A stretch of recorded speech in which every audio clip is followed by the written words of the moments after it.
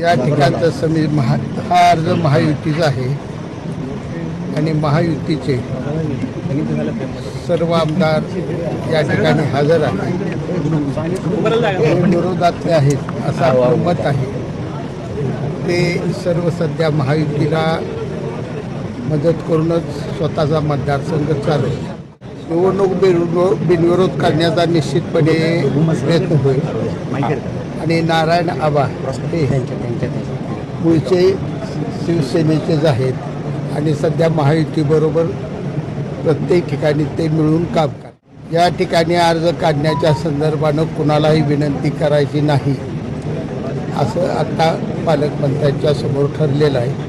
त्यामुळं आम्ही कुणाला अर्ज काढा म्हणून विनंती करणार नाही. आम्ही मजबूतपणानं निवडणूक लढवू.